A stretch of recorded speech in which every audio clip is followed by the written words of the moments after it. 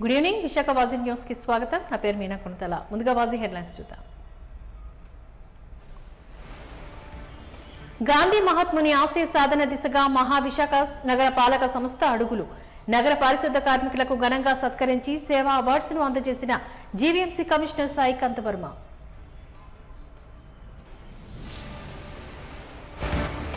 Andhra cricket association చేజిక్కించుకుని 100 కోట్ల నిధులు దుర్వినియోగం చేసిన వైసీపీ దొంగల ముఠ ఆరోపించిన జనసేన కార్పొరేటర్ పీతల.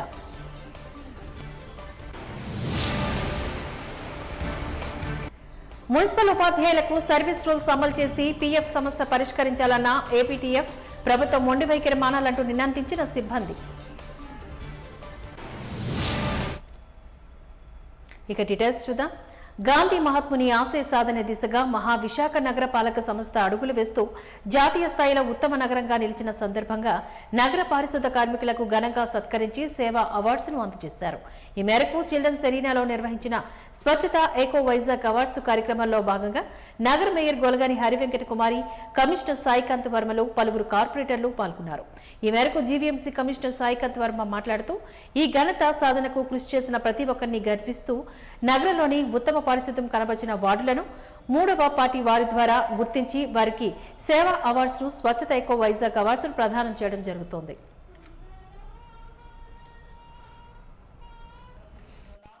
477 నగరాల మధ్య పోటీలు జాతీయ స్థాయిలో 4వ పరిశుభ్ర నగర ఖ్యాతిని ప్రజా సహకారంతో పొందిన ఈ సందర్భంగా సేవా అవార్డ్ ఫస్ట్ ఫేజ్ ఈనాటి కార్యక్రమ ముఖ్య అతిథి గౌరవనీయులైన Congratulations to the 52nd Ward Corporator and team CGMC గారు. ఈనాటి కార్యక్రమ ముఖ్య అతిథి మరియు వేదిక మీద ఉన్న మిగతా చేతుల మీదుగా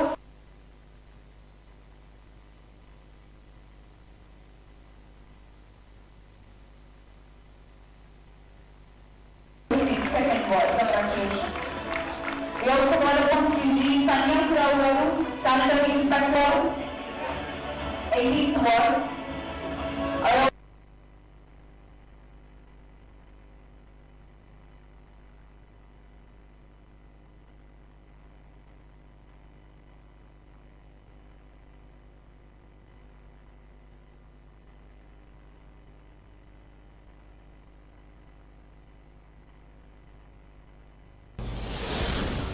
ప్రతి సిటీ కూడా మొదటి స్థానాన్ని రీచ్ కావాలి, స్వచ్ఛ సర్వేక్షణలో మొదటి స్థానంలో అవార్డు పొందాలి అనే ఒక యాస్పిరేషన్ని ప్రతి సిటీలో కూడా చూసాం.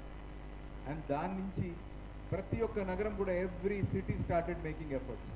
ఎలా బెటర్ చేసుకోవాలి, ఎలా ఇంప్రూవ్ చేసుకోవాలి, ఒక డిసిప్లిన్, ఒక పద్ధతి, ఒక అవేర్నెస్, ఇటువంటి కొన్ని వ్యవస్థలను ఏర్పాటు చేసుకునే ఒక మంచి పరిణామం ఏర్పడింది. అటువంటి ఒక మంచి పరిణామం మన నగరంలో కూడా ఏర్పడాలి. బాగా చేస్తున్న వారికి గుర్తించి వారికి ప్రోత్సాహాన్ని అందించాలి. And at the same time ఇదేదో ఇప్పుడు మనకి 98 వార్డులు ఉన్నాయండి. ఈ ర్యాంకింగ్ అనేది ప్రతి వార్డుకి ఇవ్వడం జరిగింది. ఇదేమి ఎటువంటి ఫేవరెటిజం కానీ ఏం లేదండి. దిస్ ఇస్ ప్యూర్ థర్డ్ పార్టీగా ఎవరి కంట్రోల్ లేకుండా చేసినటువంటి ఒక అసెస్మెంట్. అయితే మొదటిసారి చేసినప్పుడు కొన్ని లెర్నింగ్స్ అనేది సహజమండి. ఖచ్చితంగా ఈ ఫస్ట్ టైం చేసినప్పటి నుంచి మీ అందరి ఫీడ్బ్యాక్ని కూడా తీసుకొని second time this will be a monthly activity అండి. మంత్లీగా ఒకసారి మనం అందరం కూడా కలిసి ఏ వార్డు బాగా చేస్తున్నారు, ఏ వార్డులో చిన్న చిన్న ఇబ్బందులు ఉన్నాయి, ఏ వార్డు ర్యాంకింగ్ ఏంటి అనేది ఒక అలవాటు మనం ఏర్పరచుకున్నాం. దానివల్ల బాగా పనిచేస్తున్న వాళ్ళకి ఒక మంచి ఎంకరేజ్మెంట్ ఇవ్వాలి. ఈరోజు ఎస్ఐలు అందరూ కూడా ఒక బ్యాచ్ ఇవ్వడం జరిగిందండి. It's matter of pride. ఎంతో గర్వంతో కూడా ఈ ఎస్ఐలు అందరూ కూడా ఈ బ్యాడ్జ్ని ధరించి రేపొద్దున మీరు ఫీల్డ్లో ఉన్నప్పుడు అది మీ అందరికీ కూడా ఒక అదనపు బాధ్యతని మీ గుండెల పైన పెట్టినట్టండి. దాన్ని మీరందరూ కూడా ఆ విధంగా భావించాలి. అండ్ అంతేకాకుండా ప్రతి ఒక్క ఎస్ఐ కూడా ఈ బ్యాడ్జ్ నాకు రావాలి, మొదటి బ్యాడ్జ్ నేను ధరించాలి అనే ఒక మంచి ఆలోచన మీ అందరిలో కూడా పుట్టాలి అనే ఆలోచనతో ఈ బ్యాడ్జెస్ అనే కాన్సెప్ట్ని కూడా తీసుకురావడం జరిగింది. అండ్ అంతేకాకుండా అయితే ఒక చిన్న అంశం అండి. ఈరోజు మన డిప్యూటీ మేయర్ శ్రీధర్ గారి వార్డ్ ఫస్ట్ పొజిషన్ వచ్చింది. నాకు రిజల్ట్ తీసుకొచ్చి చూపించినప్పుడు అరే ఇది అవునా, నిజంగానే ఆయన వార్డు ఫస్ట్ ఉందా, లేదంటే డిప్యూటీ మేయర్ కాబట్టి ఆయన ఏదైనా ఇన్ఫ్లుయెన్స్ చేసి తెచ్చుకున్నారా అనే డౌట్ నాకే వచ్చింది. నేను ఆయన వార్డులో మళ్ళీ తిరిగి సపరేట్గా ఇంకొక టీంని, ఈ రిజల్ట్ వచ్చిన తర్వాత ఇంకొక టీంని టాప్ 10 వార్డ్స్కి నేను మళ్ళీ పంపించాను. చూస్తే అది నిజంగానే it is indeed the cleanest ward in the city today. అయితే ఇది ఎందుకు జరిగింది అంటే, ఆ 52వ వార్డులో ఏం జరిగింది అదనంగా మిగతా వార్డులో లేనిది అని చూస్తే దట్ లీడర్షిప్ అంటే. ఈరోజు మనం అందరం కూడా ఎస్ఐలం నిలబడి పనిచేస్తున్నారు, చాలా బాగా పనిచేస్తున్నారు. It is not an easy job. ఈరోజు మనకి 4వ స్థానం వచ్చిందంటే that is not something to be taken so lightly అండి. 4400 పై చిలుకు సిటీస్లో మనం ఈరోజు 4th పొజిషన్లో ఉన్నామంటే అది చిన్న విషయం కాదు. బ్రాహ్మణ్ని ఒక తాటిపైకి తెచ్చేందుకు గాను వారి ఆర్థిక సామాజిక రాజకీయ పరంగా చైతన్యవంతులు చేసేందుకు గాను ఈ నెల 4న విశాఖలో విప్రోత్సవం 2024 పేరిట ఓ భారీ కార్యక్రమం నిర్వహిస్తున్నట్లుగా బ్రాహ్మణ సంఘాలు తెలిపాయి. గురజాడ కళాక్షేత్రంలో ఆదివారం మధ్యాహ్నం ప్రారంభమయ్యే ఈ కార్యక్రమానికి గాను జీవీఎంసీ పరిధిలో సుమారు 4000 మంది బ్రాహ్మణులు హాజరు కానున్నట్లుగా కార్యక్రమ కన్వీనర్ పివి నారాయణరావు తెలియజేశారు. నగరంలోని ఓ హోటల్లో శుక్రవారం ఏర్పాటు చేసిన మీడియా సమావేశంలో పాల్గొని ఆయన మాట్లాడారు. ఆదివారం ఉదయం 9 గంటలకు సిరిపురం కూడలి నుంచి భారీ ర్యాలీ శోభాయాత్ర ఉంటుందని చెప్పారు. కార్మిక సంఘాల నేత వివి వామన్రావు మాట్లాడుతూ బ్రాహ్మణులో పరస్పర సహకారం కోసం విప్రోత్సవం 2024 ఉపయోగపడుతుందని చెప్పారు. ఈ సందర్భంగా మాజీ ప్రధాని పివి నరసింహారావు వంటి ప్రముఖులు విగ్రహాలకు నివాళులర్పిస్తామని చెప్పారు. బహిరంగ సభలోని విశాఖకు చెందిన ప్రముఖ బ్రాహ్మణులంతా పాల్గొని మాట్లాడారని అన్నారు. విశాఖ బ్రాహ్మణ సంక్షేమ సంఘం అధ్యక్షుడు కావూరు చరణ్ కుమార్ మాట్లాడుతూ చట్టసభలో తమకు అవకాశాలు కల్పించాలని, గతంలో విశాఖ నుంచి ఎంతో మంది బ్రాహ్మణులు అనేక రంగాల్లో పేరుగాంచారని గుర్తు చేశారు. రాజకీయాల్లో ప్రాతినిధ్యం కోసం ఇదో వేదిక కానుందని అన్నారు.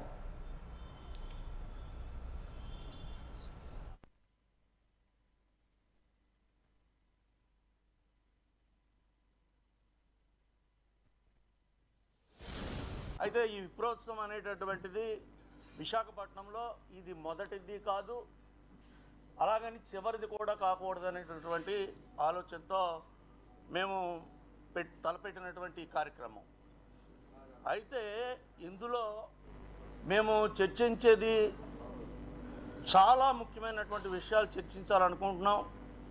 ముఖ్యంగా బ్రాహ్మణులలో ఒక పరస్పర సహకార ఒక వ్యవస్థను, అంటే ఒక ట్రేడ్లో ఉన్నటువంటి వాళ్ళు ఇంకొక ట్రేడ్లో, అలాగనే ఒకరికి ఒకరు సహకరించుకుంటూ ఒక మహత్తర శక్తిగా తయారవ్వాలి అనుకున్నప్పుడు దానికి ప్రారంభ సూచకంగా ఒక వేదిక అనేటటువంటిది ఉండాలని, ఆ వేదికని మహావిశాఖ నగరపాలక సంస్థకు మాత్రమే పరిమితం చేస్తూ ఈ విప్రోత్సవం అన్నటువంటిది గతంలో దేశం మొత్తంలో ఉన్నటువంటి బ్రాహ్మణ ప్రముఖులందరూ కూడా విచ్చేశారు 1995లో.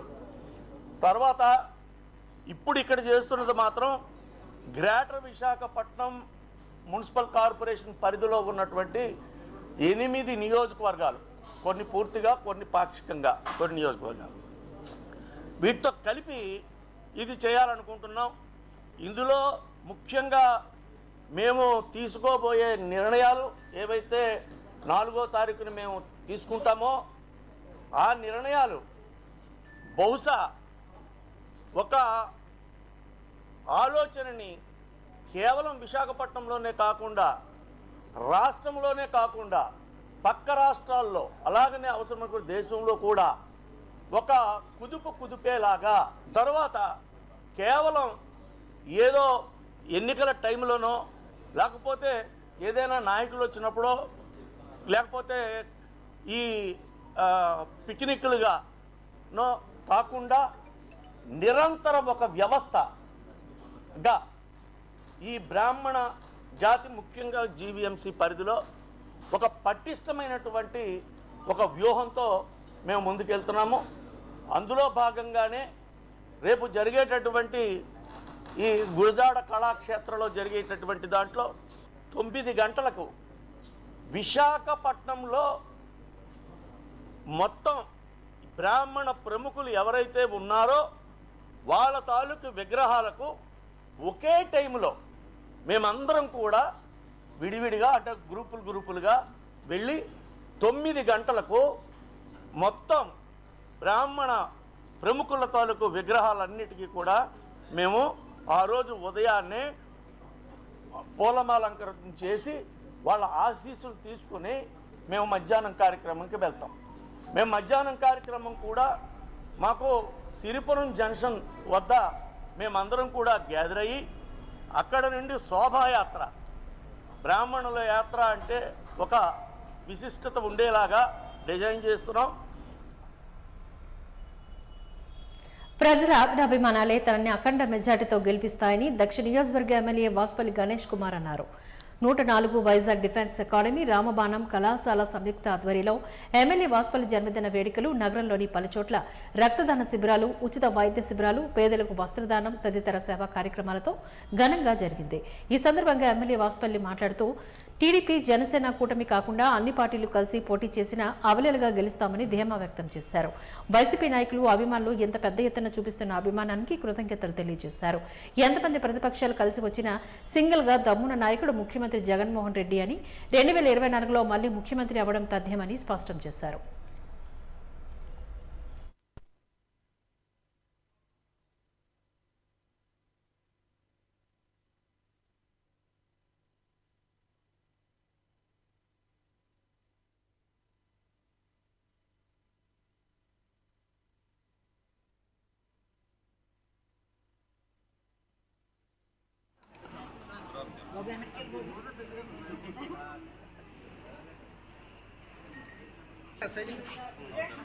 వీడియో తీస్తున్నా వీడియో తీసాను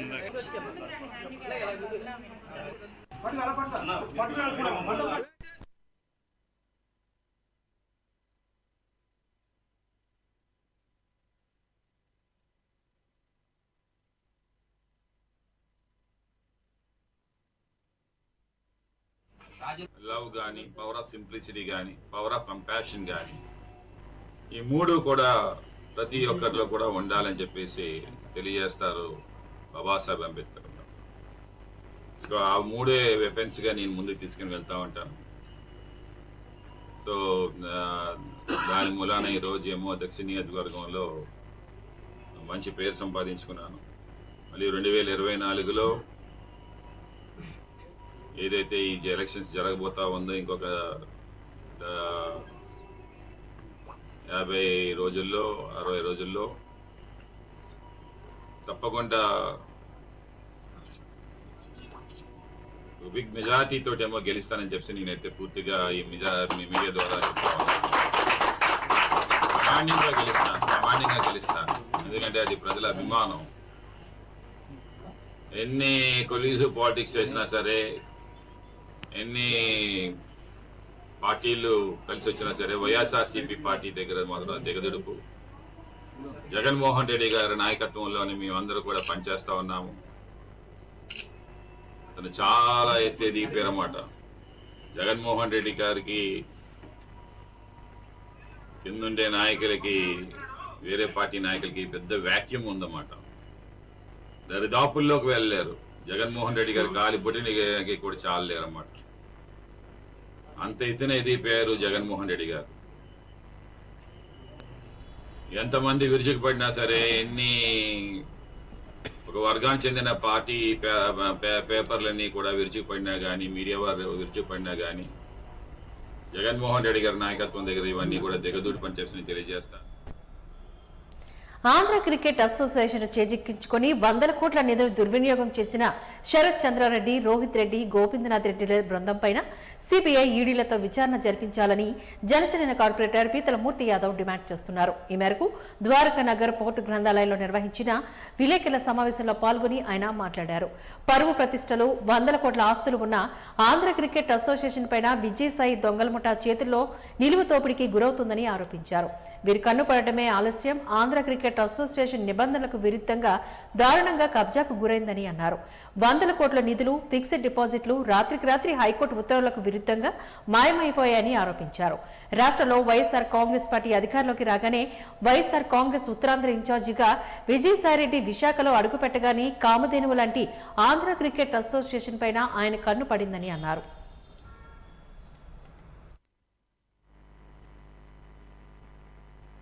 ఇది ఫస్ట్ ఫేజ్ అన్న ఆంధ్ర క్రికెట్ అసోసియేషన్ స్కామ్ ఇంకా చాలా కలిసే ప్రయత్నం. కేవలం ఆంధ్ర క్రికెట్ అసోసియేషన్ ఏ విధంగా దోపిడీకి గురి కాబడతా ఉంది, ఆంధ్ర క్రికెట్ అసోసియేషన్ ముసుగులో వైసీపీ దొంగల ముఠ ఏ విధంగా దోచుకు తింటుంది, ఈ దొంగల ముఠాకి విజయసాయిరెడ్డి నేతృత్వంలో వైసీపీ ప్రభుత్వం ఏర్పడిన వెంటనే ఆంధ్ర క్రికెట్ అసోసియేషన్ మీద కన్ను పడితే ఆయన పక్కనే ఉన్నటువంటి శకునిలాగా అప్పట్లో విజయసాయిరెడ్డి పక్కన ఉన్నటువంటి చెవిరెడ్డి భాస్కర్ రెడ్డి నేతృత్వంలో ఏదైతే ఆంధ్ర క్రికెట్ అసోసియేషన్ని చేజిక్కించుకోవాలి, బంగారు బాతు లాంటిది ఇది, వందల కోట్ల రూపాయలు దీంట్లో దోచుకు తినొచ్చు అనేటువంటి నెపంతో ఒక కామధేనువు లాంటి ఆంధ్ర క్రికెట్ అసోసియేషన్లో ఈ యొక్క విజయసాయిరెడ్డి దొంగల ముఠాకి ఏ ఒక్క క్రికెట్లో అనుభవం లేకుండా ట్రెజరర్గా ఉండేటప్పుడు గుంటూరు క్రికెట్ అసోసియేషన్లో సభ్యుడిగా ఉన్నాడు. ఇదే 2022లో ఆంధ్ర క్రికెట్ అసోసియేషన్కి కార్యదర్శిగా విజయనగరం క్లబ్ నుంచి ఏ విధంగా నియమింపబడ్డాడు, విజయసాయిరెడ్డి దొంగల ముఠా ఏదైతే ఉందో శరత్ చంద్రారెడ్డి, రోహిత్ రెడ్డి, ఎస్ఆర్ షాపిమాల్ గోపీనాథ్ రెడ్డి అధ్యక్షులు, ఉపాధ్యక్షులు, కార్యదర్శులు కేవలం ఆంధ్ర క్రికెట్ అసోసియేషన్లో ఉన్నటువంటి వందల కోట్ల రూపాయల్ని దోచుకోవడానికి ఇది వైకాపా క్రికెట్ అసోసియేషన్గా తయారు చేసిన విషయం ఈ రాష్ట్ర ప్రజలందరికీ కూడా తెలుసు. ఒక అసోసియేషన్లో పదవులు ఉండకూడదంటే శరత్ చంద్రారెడ్డి, రోహిత్ రెడ్డిలు ఇద్దరు సొంత అన్నదమ్ములు, ఒకరు ప్రెసిడెంట్, ఒకరు వైస్ ప్రెసిడెంట్లు ఎలాగ నియమింపబడ్డారు? నియమింపబడినటువంటి నియామకం తప్పు కాదా? నిబంధనల విరుద్ధం కాదా? లోత్రా నియమాలకి విరుద్ధంగా నియమించినటువంటి ఆ కమిటీ ఏం చేసింది? నెల్లూరు పెద్దారెడ్డి చేపల పులుసు అంటేనే ఫేమస్. అలాంటి రుచులను ఇప్పుడు ఈ కొత్త హోటల్ ద్వారా ప్రజలకు చేరువైంది. విశాఖ సాగర్ తీరాన లాసెన్స్ పే కాలనీ సమీపంలో స్టార్ డ్రైవ్ వద్ద అత్యాధునిక వసతులు, స్టార్ హోటల్ను తలదన్నేలా సకల సదుపాయాలతో ఏర్పాట్లైన తాళపట్టి బిర్యానీ పాయింట్ ను ప్రముఖ సినీ నటుడు శివాజీ ప్రారంభించారు. ఈ సందర్భంగా వారు మాట్లాడుతూ బిర్యానీ రుచులను అందించడంలో ప్రత్యేకతను చాటుకుంటున్న తాళపట్టి బిర్యానీ హోటల్ విశాఖలో ప్రారంభించడంపై హర్షం వ్యక్తం చేశారు. బిర్యానీలోని విభిన్న రుచులను అందించడం తాళపట్టి బిర్యానీ హోటల్ ప్రత్యేకమని చెప్పారు. నెల్లూరు పెద్దారెడ్డి చేపల పులుసు విశాఖకు ఉన్న ప్రాధాన్యత దృష్ట్యా వచ్చే పర్యాటకులు, ప్రజలకు, వ్యాపారవేత్తలకు నచ్చి మెచ్చే రీతిలో నాణ్యమైన బిర్యానీ రుచులను అందించి మరింత కీర్తిని సాధించాలని ఆకాంక్షించారు. నెల్లూరు పెద్దారెడ్డి చేపల పులుసు అధినేత కిరా కార్పి మాట్లాడుతూ తమ సంస్థల ద్వారా నాణ్యమైన ఆహారాన్ని అందించి అందరి మన్నలతో ప్రత్యేక గుర్తింపు సాధించామని చెప్పారు. ఒక ఫ్రాంచైజ్, ఒక బ్రాండ్ అది ఇంతింతాయి ఒట్టిడింతాయి అన్నట్టు పెరుగుతూ ఉంది. అందులో భాగంగానే ఈరోజు వైజాగ్లో ఒక 3 బ్రాంచ్లు ఓపెన్ చేస్తూ ఉన్నాడు. అందులో ఇది లాసన్ బేలో ఉన్నటువంటి, హైదరాబాద్లో తను స్టార్ట్ చేస్తాడు అని తెలిసినప్పుడు ఆర్పి ఫుడ్ బిజినెస్, చేపల పులుసు ఏంటిది ఎప్పుడు లేదా అని అనుకున్న వాళ్ళందరూ కూడా మా ఇంటికి చేపల పులుసు పంపివని అడగని వాళ్ళు లేరు హైదరాబాద్లో, సెలబ్రిటీస్ ఎవరైనా సరే. అలాగే వైజాగ్లో కూడా నేను చెప్తున్నా, ఈరోజు రాసి పెట్టుకోండి మీరు, ఈ బిజినెస్ ఇక్కడ కూడా సూపర్ సక్సెస్ అవుతుంది. మీ అందరి సహకారంతో అలాగే వైజాగ్ ప్రజలందరికీ కూడా ఒకసారి ఇచ్చేయండి. సో టేస్ట్ చేయండి ఒకసారి నెల్లూరు పెద్దారెడ్డి చేపల పులుసు. లక్కీగా ఇక్కడ ఏంటంటే ఇంకొక 3 మనకి వైజాగ్లో ఈరోజు ప్రారంభం అవుతున్నాయండి. ఇదంతా ఎందుకు చెప్పాల్సి వస్తుంది అని అంటే, మన శివాజీ గారు అన్నట్టు ఏదైనా ఒకటి ప్రారంభంలో కొన్ని అనుమానాలు ఉంటాయి, ప్రారంభంలో కొంచెం చిన్న తట్టుబాట్లు ఉంటాయి. ఇవన్నీ తట్టుకొని మన ఆర్పి గారు స్టాండ్ అవ్వడం అనేది చాలా గొప్ప విషయం, మామూలు విషయం కాదు. ఇది సూపర్ డూపర్ హిట్ అయింది. ఇవాళ విశాఖపట్నంలో శివాజీ గారు అన్నట్టు ఫుడ్కి చాలా ఇంపార్టెన్స్ ఇస్తారు, కానీ ఫుడ్ చాలా బాగుంటేనే, చాలా వెరైటీగా ఉంటేనే ఇంపార్టెన్స్ ఇవ్వడం జరుగుతూ ఉంటుంది. ఆ వెరైటీగా ఉండడం, చాలా గొప్పగా ఉండడం, చాలా రుచికరంగా ఉండడం అన్నది ఇప్పుడు ఇంతవరకు చూడనటువంటి ఒక గొప్ప రుచి ఈ నెల్లూరు పెద్ద. కూడా ఆ తర్వాత తిరుపతిలో 5 బ్రాంచులు పెట్టాం. మన ఎయిర్ బైపాస్ రోడ్డు, కరకంబాడి, తర్వాత కేటీ రోడ్డు, చలమంచి అట్లా పెట్టాం, అన్నీ హిట్ అయినాయి. తర్వాత ఇప్పుడు మన వైజాగ్లో కృపారావు నాయక్ గారు, సింహాచలం గారు, శ్రావణ్ గారు ముగ్గురు వెనకే ఉన్నారు, చూడండి ఒకసారి. వాళ్ళు నా దగ్గరకు వచ్చి అప్రోచ్ అయ్యి అందులో వాళ్ళు బాగా ఆరితేరున్నారు ఎలా పెట్టాలి ఏం చేయాలని. సో నాకు కూడా నేను కూడా కొన్ని అనుభవాలు చూశాను. ఫ్రాంచైజీ అంటే ఎవరికి ఇవ్వాలి, డబ్బులు తీసుకోవడం మాత్రమే కాదు, అగ్రిమెంట్లు చేసుకోవడం కాదు. కొన్ని దెబ్బలు తిన్నాను, కొన్ని తెలుసుకున్నా, కొన్ని నేర్చుకున్నా. ఏదోనైనా ఇది కూడా కరెక్ట్ కాదని చాలా జాగ్రత్తగా ఇస్తే ఇది కరెక్ట్ అని తెలిసింది. సో వాళ్ళు ఈరోజు స్టార్ డ్రైవ్ ఇక్కడ ఒక బ్రాంచి, తర్వాత మధురవాడ, రామ్నగర్లో 3 కూడా సిట్టింగ్ ఉంది. హ్యాపీగా మంచిగా చేపల పులుసులు ఏ టేస్టింగ్ సాల్ట్ లేకుండా, ఎటువంటి పౌడర్లు, కలర్ పౌడర్ లేకుండా, ఏదో చేపలు నాసిరకంగా వండకుండా పరిణితి కలిగిన పరిజ్ఞానం ఉన్నటువంటి మాస్టర్ని నేనే నెల్లూరు నుంచి పంపించాను. సో అలాంటి చేపల పులుసు ఇక్కడ దొరుకుతుంది. వైజాగ్లో నేను చేసుకున్న అమ్మాయి కూడా వైజాగ్ గర్వంగా ఫీల్ అవుతుండే. నెల్లూరు భాష, నెల్లూరు చేపల పులుసు ఎంత సపోర్ట్ చేసాయో ఈరోజు వైజాగ్లో వాళ్ళ బంధువుల మధ్యలో ఇది ఓపెన్ చేయడం నాకు గర్వంగా అనిపిస్తుంది. ఈ నెల 18 వరకు నిర్వహించే హ్యాండ్ క్రాఫ్ట్ ఎగ్జిబిషన్లో చేనేత, హస్తకళ కళాకారులను మరింతగా ప్రజలకు ఆదరించాలని నిర్వాహకులు కె హరీష్ షలోమి కోరారు. విశాఖ రామ టాకీస్, అంబేద్కర్ భవన్లో శుక్రవారం ప్రారంభించిన Sai Durga handlooms, hand crafts వారి చేనేత, హస్తకళ ప్రదర్శన విశాఖ వాసులను ఎంతగానో ఆకట్టుకుంటోంది. చేనేత, హస్తకళ కళాకారులను ప్రోత్సహించే ముఖ్య ఉద్దేశంతో శుక్రవారం ప్రారంభించిన Sai Durga handlooms, hand crafts వారి చేత చేనేత, హస్తకళ ప్రదర్శన విశాఖ వాసులను ఎంతగానో ఆకట్టుకునే విధంగా ఉంటుందని నిర్వాహకులు తెలిపారు. వివిధ రాష్ట్రాలకు చెందిన చేనేత కళాకారులు తయారు చేసిన ఉత్పత్తులను ప్రదర్శిస్తూ నేరుగా విక్రయిస్తారని తెలిపారు. ప్రతిరోజు ఉదయం 10 నుంచి రాత్రి 10 గంటల వరకు నిర్వహించే ఈ ప్రదర్శనలో ప్రధానంగా తెలంగాణ, ఆంధ్రప్రదేశ్, పశ్చిమ బెంగాల్, కర్ణాటక, జైపూర్, న్యూఢిల్లీ తదితర రాష్ట్రాల కళాకారులు రూపొందించిన వివిధ రకాల కళాత్మక వస్తువులు, వస్త్రాలు విక్రయించడం జరుగుతుందని చెప్పారు.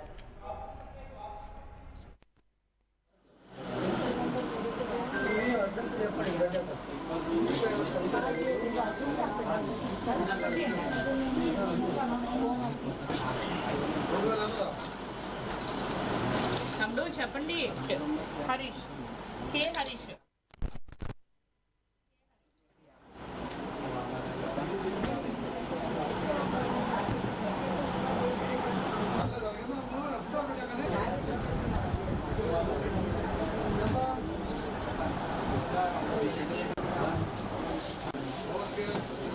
ప్రదర్శన మరియు అమ్మకం జరుగుతుంది. ఇక్కడ మనకి వివిధ రాష్ట్రాల నుండి చాలామంది వీవర్స్ వచ్చున్నారండి. వాళ్ళ సొంత ప్రోడక్ట్స్ వాళ్ళు వీవ్ చేసి వాళ్ళు ఇక్కడికి తెచ్చి ఉన్నారు. మీకు అన్ని రకాల చీరలు, అన్ని రకాల డ్రెస్సులు, అన్ని రకాల టవల్స్, అన్ని రకాల బ్లాంకెట్స్, అన్ని రకాలు మీకు almost all kinds of clothing, తర్వాత సూటింగ్స్, షర్టింగ్స్, మంచి జీన్స్, మీకు మంచి కుర్తీస్, మంచి భాగల్పూరి మెటీరియల్, బాగల్పూరి చున్నీస్, తర్వాత మీకు అన్ని అండి మంచి different types of clothing material ఉంది లోపల. బయట మీకు చాలా ఆల్మోస్ట్ 15 to 20 స్టాల్స్ ఉన్నాయి. ఫుడ్ ఐటమ్స్ ఉన్నాయి. తర్వాత మీకు చాలా చిన్నపిల్లలకు కావాల్సిన ప్రతి ఒక్క ఐటమ్ ఉంది. దెన్ నా ప్రోడక్ట్ ఏంటంటే అండి, I'm from the jade house. నేను డిస్ప్లే చేసే ప్రోడక్ట్స్ ఏంటంటే ఇక్కడ succulents and and handmade soaps andi. Succulents are the least maintenance plants and which release an excellent amount of oxygen. So and the present need of the environment is to have more and more amount of oxygen in the environment andi. Thank you so much. రాష్ట్రాన్ని మరోసారి సర్వనాశనం చేయడానికి సిద్ధపడుతున్న జగన్మోహన్ రెడ్డిని ఓడించడానికై ప్రజలు సిద్ధంగా ఉన్నారని TDP రాష్ట్ర ప్రధాన కార్యదర్శి మహమ్మద్ నజీర్ జోషిం చెప్పారు. ఈ మేరకు టీడీపీ జిల్లా కార్యాలయంలో ఏర్పాటు చేసిన మీడియా సమావేశంలో పాల్గొని ఆయన మాట్లాడారు. ప్రజలపైన కక్ష సాధించడానికి నేను మరోసారి సిద్ధమని జగన్మోహన్ రెడ్డి అంటున్నారని, ప్రజలు అప్రమత్తంగా ఉండాలని హెచ్చరించారు. నేటికి 11,29,000 కోట్ల రూపాయలు అప్పులు చేశారని, మరోసారి అధికారం ఇస్తే 25 లక్షల కోట్లు అప్పులు చేసి రాష్ట్రాన్ని పూర్తి స్థాయిలో అమ్మేస్తారని విమర్శించారు. ఎంపీలు రైల్వే జోన్ గురించి అడిగిన ప్రశ్నకు రైల్వే శాఖ మంత్రి ఏమన్నారో చూశామని ఎద్దేవా చేశారు. జోన్ కోసం రాష్ట్ర ప్రభుత్వం ఇవ్వాల్సిన 53 ఎకరాలను ఇవ్వలేదని రైల్వే శాఖ మంత్రి స్పష్టంగా చెప్పారంటూ ఆయన గుర్తు చేశారు.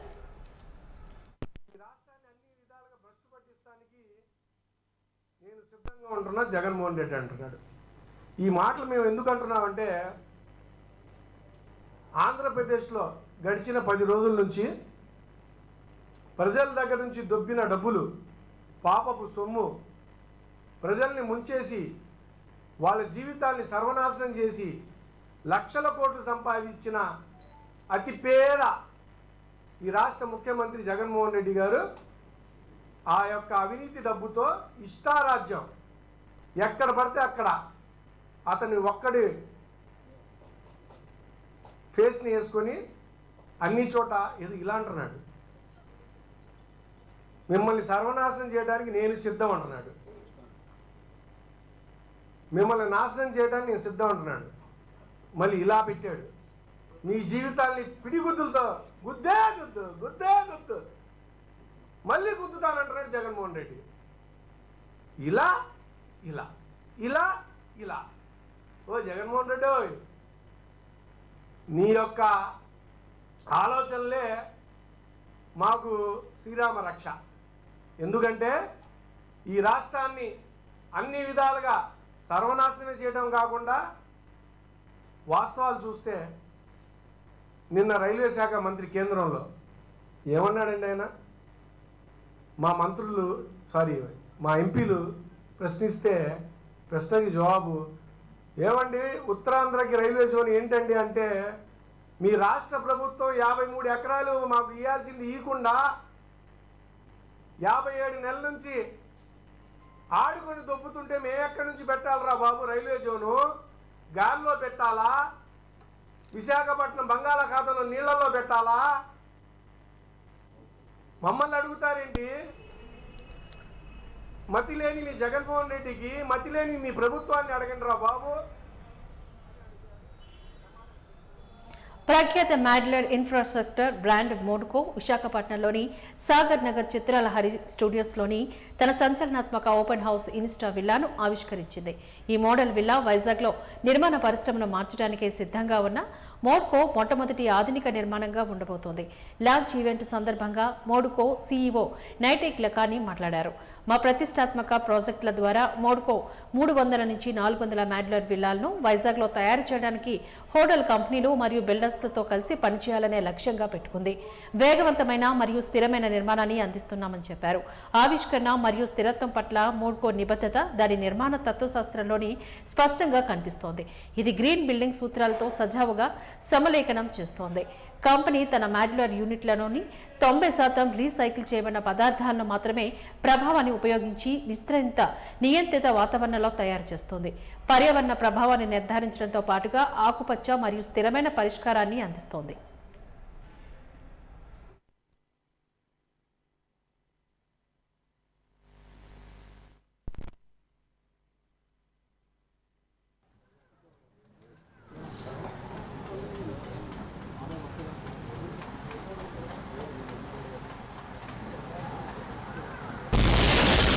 అనేది ఇది ఒక మోకప్ విల్లా అనమాట, అంటే డిస్ప్లే విల్లా అనమాట. సో ఇది ఇప్పుడు ఇక్కడ నుంచి మనం ప్రమోషన్స్ అవన్నీ స్టార్ట్ చేస్తాం వైజాగ్లో. సో వైజాగ్ వాళ్ళందరికీ ఇది ఒక ఎక్స్పీరియన్స్ చేయడానికి మనం ఇక్కడ ఒక విల్లా పెట్టాం. సో వాళ్ళు వచ్చి ఆ స్ట్రెంగ్, ఆ స్ట్రక్చర్ ఎలా ఉంటుంది, లోపల ఇంటీరియర్స్లో ఏమైనా ఛాలెంజెస్ వస్తాయి రాదనేది అవన్నీ చూడడానికి, ఒక ఫినిష్ ప్రొడక్ట్ అనేది ఎలా ఉంటుంది అనేది అది చూపించుకోవడానికి ఇక్కడ ఫస్ట్ విల్లా మనం ఇప్పుడు చేసాం. ఆంధ్రాలో ఇది ఫస్ట్ అండి. ఇండియాలో పాన్ ఇండియా ప్రాజెక్ట్స్ చేశారు ఈ కంపెనీ ఓనర్ అండి నైతిక్ గారు. సో వాళ్ళు ఏమొచ్చి మన సూరత్లో, గుజరాత్ సైడ్లో, బొంబాయిలో, చెన్నైలో అవన్నీ ఏరియాస్లో ఆల్రెడీ ప్రాజెక్ట్స్ చేస్తున్నారు. ఇన్ఫ్యాక్ట్ ఇవన్నీ కన్స్ట్రక్షన్స్ చేసి ఇక్కడ నుంచి బయట దేశానికి కూడా పంపిస్తున్నారు. మెక్సికోలో, యూఎస్లో వాళ్ళన్నింటిలో అయితే చిన్న చిన్న హౌసెస్ కట్టేసి ఇక్కడ నుంచి షిప్మెంట్ చేసి అక్కడికి పంపిస్తున్నారు అనమాట. మన ఇండియాలో అండ్ మన ఆంధ్రాలో అయితే ఇక్కడ ఈ కాన్సెప్ట్ అనేది ఫస్ట్ టైం ఇక్కడ మనం ఇంట్రడ్యూస్ చేస్తున్నాం. సో ఇప్పుడు ఇదే విల్లా మీరు ఏదైతే చూస్తున్నారు కదండి, ఇది 800 స్క్వేర్ ఫీట్ బిల్టప్ ఏరియా అండి. Ground plus mezzanine floor. ఇది ఒక హైట్ వచ్చేసరికి 17 feet వరకు హైట్ ఉంది. ఈ విల్లా మనం ఇంక్లూడింగ్ అంటే సివిల్ కన్స్ట్రక్షన్ నుంచి ఇంటీరియర్స్ వరకు అంటే ఫినిష్ ప్రొడక్ట్ మనం మొత్తం చేసి ఇవ్వడానికి ఒక 32 to 35 lakhs మధ్యలో అవుతుందండి అనమాట. ప్రైస్ అనేది మేజర్ కాదండి. దీంట్లో మెయిన్ ఏంటంటే ద టైం, అంటే మనం ఎంత టైంలో ఇది కట్టేసి ఇవ్వగలుగుతున్నాం అనేది ఒక కాన్సెప్ట్ అండి. అంటే చాలామంది ఏంటంటే ఒక మెయిన్ హౌస్ కట్టిన తర్వాత సెకండ్ గెట్ అవే హోమ్స్ కానీ విల్లా హౌసెస్ కానీ అది కట్టడానికి వాళ్ళ దగ్గర ఫండ్స్ ఉంటుంది, ల్యాండ్స్ ఉంటుంది, కానీ ఏంటంటే వాళ్ళ దగ్గర టైం అనేది ఉండదు. సో ఆ టైం అనేది మీకు ఏంటంటే ఇప్పుడు మనం ఒక విల్లా కట్టుతున్నాం ఆలోచిస్తున్నాం అనుకోండి, మనం ఏంటంటే డైలీ సైట్ విజిట్కి వెళ్ళాలి, డైలీ వెళ్ళి మనం వర్క్ ప్రోగ్రెస్ చూసుకోవాలి. సో ఇక్కడ మీకు ఆ ఛాలెంజెస్ ఉండవు, ఎందుకంటే ఇదంతా కన్స్ట్రక్షన్ అంటే డిజైన్ స్టేజ్, మెటీరియల్ సెలెక్షన్స్ ఇవన్నీ ఇనిషియల్ స్టేజ్లోనే అయిపోతుంది. అవన్నీ ఒకసారి లాక్ అయిన తర్వాత ఫ్యాక్టరీలో అంతా రెడీ అయ్యి ఇక్కడ సైట్కి వచ్చేసి ఓన్లీ ఇన్స్టాలేషన్ ఒకటే జరుగుతుంది. సో ఆ time The nice thing about our modular product is that we can give you the benefit of time versus cost and quality. So we don't have a restriction of the size of the product, whether it is a toilet pod or whether it's a 22-story building, we will be able to cover everything. Whether you want to make a house on the beach side or the hillside, we will be able to make it. So we don't have issues of transportation, we don't have issues of inventory. You've got materials on site and somebody stole it or it rusted, or we are not facing challenges of strikes or weather conditions. So by overcoming all this, we can also give you guarantee warranties on the building, whether it's just a bathroom or a house or it's a multi-storied building. Whether it's a factory or a getaway resort, we will be able to cater to the needs. So that's what I have to. Municipal ఉపాధ్యాయులకు service rules అమలు చేసి PF సమస్య పరిష్కరించాలంటూ Andhra Pradesh municipal teachers federation నాయకులు Vijayasri demand చేస్తున్నారు. APTF నేతృత్వంలో GVMC Gandhi విగ్రహం వద్ద నిరసన ధర్నా కార్యక్రమాన్ని నిర్వహిస్తున్నారు. ఈ సందర్భంగా వారు మాట్లాడుతూ మున్సిపల్ ఉపాధ్యాయులకు కూడా ఏపీపీఎస్ ఉద్యోగాలకు వయోపరిమితి సడలించాలని అన్నారు. మున్సిపాలిటీ కార్పొరేషన్లకు ఎంఈఓ, డివైఈఓ పోస్టులు మంజూరు చేయాలని ప్రభుత్వాన్ని కోరుతున్నారు. పెరుగుతున్న జనాభాకు అనుగుణంగా పాఠశాలను ఏర్పాట్లు చేయాలని ఆయన డిమాండ్ చేశారు. ఏపీటీఎఫ్ జిల్లా కార్యదర్శి టి రామకృష్ణ ఈ సందర్భంగా మాట్లాడుతూ మున్సిపల్ ఉపాధ్యాయుల సర్వీస్ రూల్స్ వెంటనే అమలు చేసి వారికి బదిలీలు, పదోన్నతులు కల్పించాలని కోరుతున్నారు. అలాగే మున్సిపల్ ఉపాధ్యాయులు పీఎఫ్ సమస్యను పరిష్కరించాలని విజ్ఞప్తి చేశారు. గవర్నమెంట్ ప్రభుత్వానికి విన్నవించుకోవడం జరుగుతుంది. ఎందుకంటే స్వతంత్రం వచ్చిన దగ్గర నుంచి ఇప్పుడు మా జగన్ గారు చెప్పారు, మున్సిపల్ ఉపాధ్యాయులకి పీఎఫ్ సౌకర్యం లేకుండా ఇప్పుడు పీఎఫ్ సౌకర్యం ఇచ్చి అందరి టీచర్లకి అది వర్తించకుండా కొన్ని ఇబ్బందులు పెట్టడం జరుగుతుంది ఏజీ ఆఫీస్లో. అది దాన్ని ఖచ్చితంగా ఇమ్మీడియట్గా పరిష్కరించాలని మేము ప్రభుత్వానికి విన్నవించుకుంటున్నాం. అలాగే జిల్లా పరిషత్తు, గవర్నమెంటు వీళ్ళందరికీ కూడా ఏపీపీఎస్సీ పరీక్షలకి అనుమతిస్తూ పక్క మున్సిపల్ ఉపాధ్యాయుల్ని ఆ ఏపీపీఎస్సీ పరీక్షలకు అనుమతి ఇవ్వకుండా ఇబ్బంది పెడుతున్నారు. దాన్ని కూడా మా మున్సిపల్ టీచర్లకు వర్తించాలని మేము మీ ద్వారాగా ప్రభుత్వాన్ని కోరుతున్నాము. ఇంక మరొకటి, మాకు 2017 నుంచి 2017 వరకు 2017 లాస్ట్ మాకు ట్రాన్స్ఫర్లు పెట్టడం జరిగింది మా మున్సిపాలిటీలో. తర్వాత 2015 నుంచి ఇంతవరకు దాదాపు 7 సంవత్సరాల నుంచి బదిలీలు లేకుండా టీచర్లు ఎంతో ఇబ్బంది పెడుతున్నారు. అసలు బదిలీలు ఎందుకు ఆపారు? మమ్మల్ని కలిపారని చెప్పారు, జిల్లా బస్సుల్లో కలిపాం, డిఓ అండర్లో పెట్టామన్నారు. డిఓ అండర్లో పెట్టిన తర్వాత అక్కడ గవర్నమెంట్ జరిగింది, జిల్లా బస్సులో జరిగింది. కానీ అదే డిఓ అండర్లో ఉన్నటువంటి మున్సిపల్ ఉపాధ్యాయులకి ట్రాన్స్ఫర్లు కాకుండా ఆపడం జరిగింది. దానివల్ల మున్సిపల్ ఉపాధ్యాయులు చాలా ఇబ్బంది పెడుతున్నారు. ఇమ్మీడియట్గా 7 సంవత్సరాల నుంచి ఒకే ప్లేస్లో దాదాపుగా కొంతమంది అయితే 10-12 సంవత్సరాలు మా వాళ్ళు చెప్పారు, వాళ్ళు అదే ప్లేస్లో ఉండడం జరుగుతుంది. కాబట్టి ఇమీడియట్గా మాకు ట్రాన్స్ఫర్ ట్రాన్స్ఫర్లు చేపట్టవలసిందిగా ప్రభుత్వాన్ని మీ ద్వారా కోరుతున్నాం. అవి చాలా ఇబ్బందులు పెడుతున్నాం. దాన్ని కూడా ప్రభుత్వం తీసుకొని, ప్రభుత్వం స్కూల్ అంటే ఏంటి, ఎవరు వచ్చినా సరే ఖచ్చితంగా జాయిన్ చేసుకోవాలి. కానీ అక్కడ ఇన్ఫ్రాస్ట్రక్చర్ ఉండట్లేదు, కానీ జాయినింగ్ ఉండాలి. 300-400 ఉన్నారు, 20 సెక్షన్లు ఉంటాయి, లేదా 15 సెక్షన్లు ఉంటాయి, 10 సెక్షన్లు ఉంటాయి. టీచర్లు మాత్రం ఆ 10 మంది 12 మంది ఉంటారు. చాలా ఇబ్బందులు పెడుతున్నాం. కాబట్టి ప్రభుత్వం ఇవన్నీ విశ్లేషించి ఏదైతే పిల్లలు ఎక్కడైతే ఉన్నారో వాళ్ళకి తగిన రేషియోలో ఆ టీచర్లను కూడా నియామకం చేయాలని మీద.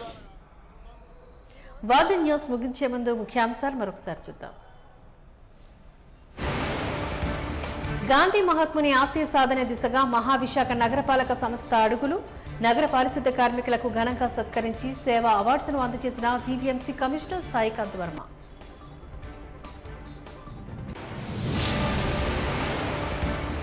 ఆంధ్ర క్రికెట్ అసోసియేషన్ను చేజిక్కించుకొని 100 కోట్ల నిధులు దుర్వినియోగం చేసిన వైసీపీ దొంగల ముఠ ఆరోపించిన జనసేన కార్పొరేటర్ పీతల.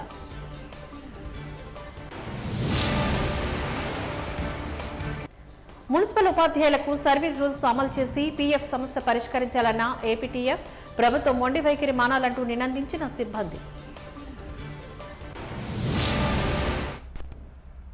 వాజీ న్యూస్ ఇంతటితో సమాప్తం. నమస్కారం.